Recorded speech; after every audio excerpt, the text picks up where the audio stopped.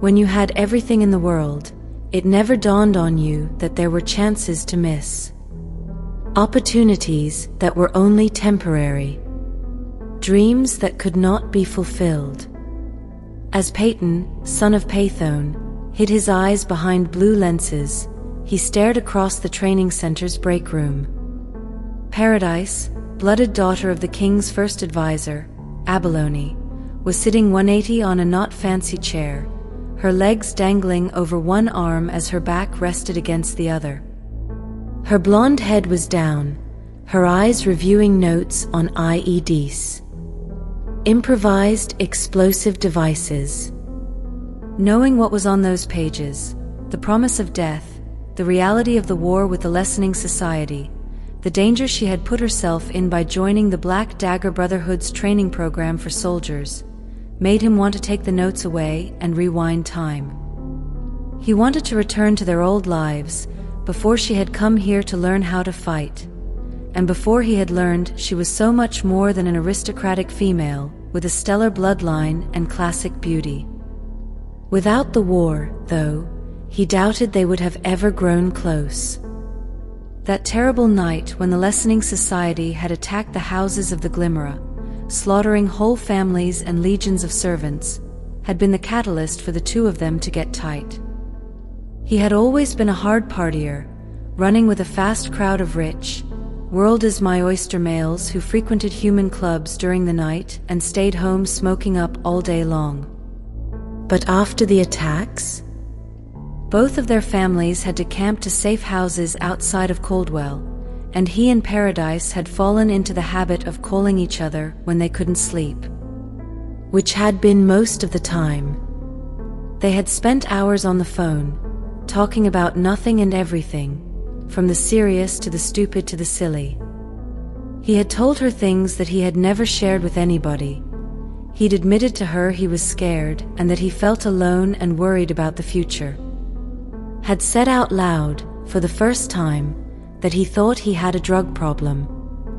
Had worried about whether or not he could cut it in the real world away from the club scene.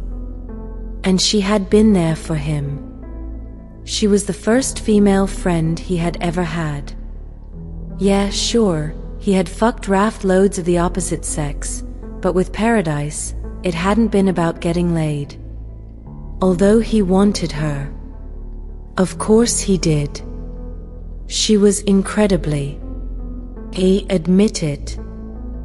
As Paradise spoke up, he snapped to attention, then looked around. The break room was empty except for the two of them, everybody else either in the weight room, the locker rooms, or loitering out in the hall as they waited to leave for the day. So, yeah, she was talking to him. Looking at him, too. Eged. Her eyes were very direct. Oh, why don't you say it finally? He didn't know how to respond to that. And when the silence stretched out between them, he felt like he'd done a line of blow, his heart turning his rib cage into a mosh pit, his palms getting sweaty, his lids going Venetian blind from the blinking. Paradise straightened in the chair, shifting her long legs around and crossing them primly at the knee. It was a reflexive move, something that came from her lineage and her aristocratic upbringing. Every female of her station sat properly.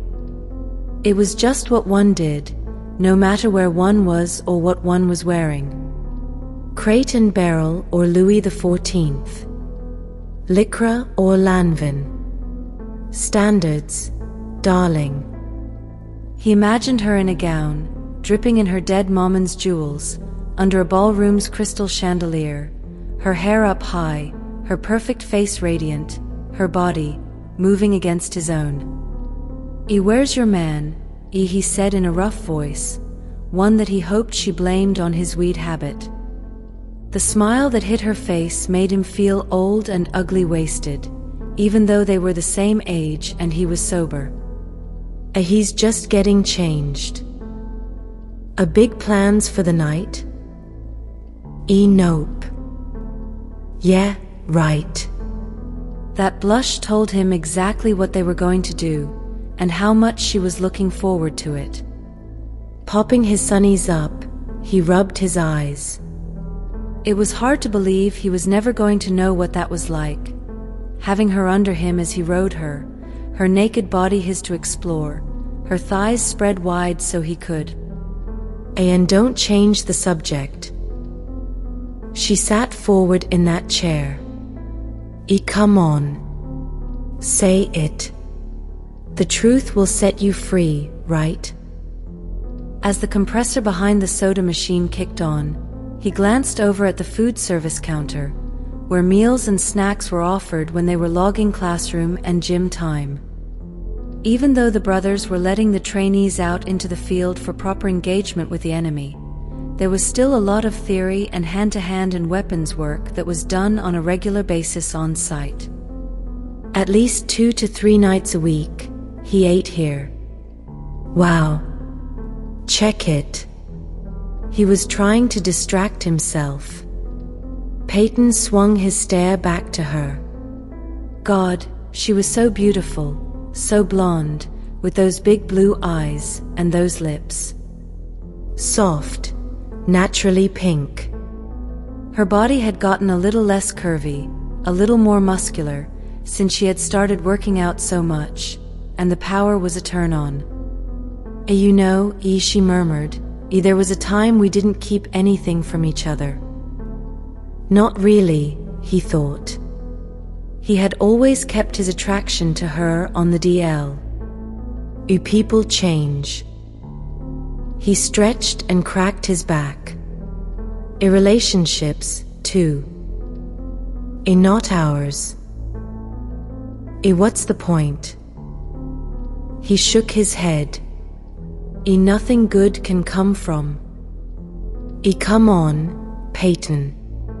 I can feel you staring at me in class, out in the field. It's so damned obvious. And listen, I know where you're coming from. I'm not naive. The tension in her was obvious, her shoulders tight, her mouth thinning out.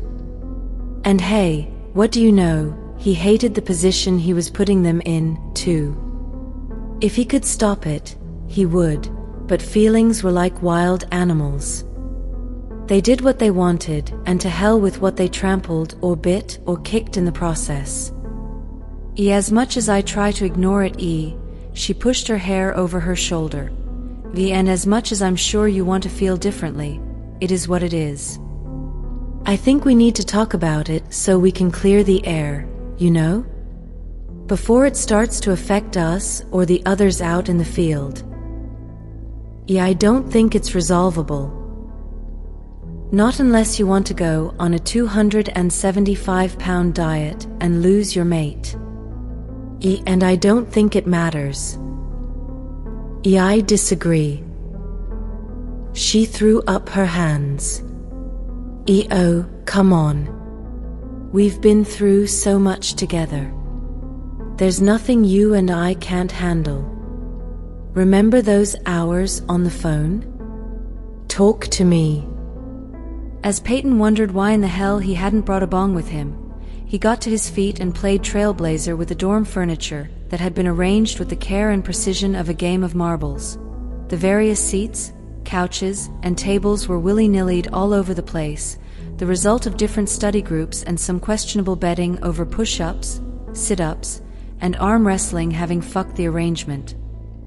When he finally stopped, he turned around. And they both spoke at the same time. Fine, I'm in love with you. I know you still don't approve of me. In another burst of synchronization, they shut up together. What did you say? She breathed.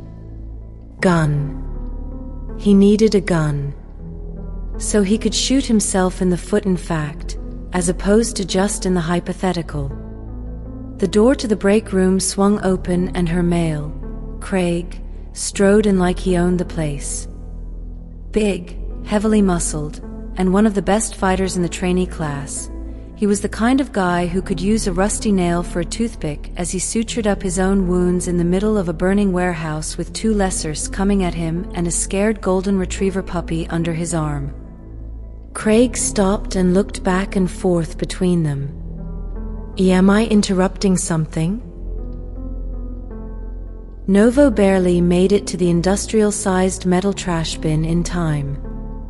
As she bent in half and threw up, nothing but water made an appearance, and when the heaving passed, she rolled off the rim and let herself fall to the mats. Easing back against the cold concrete wall, she waited for the world to stop spinning around her,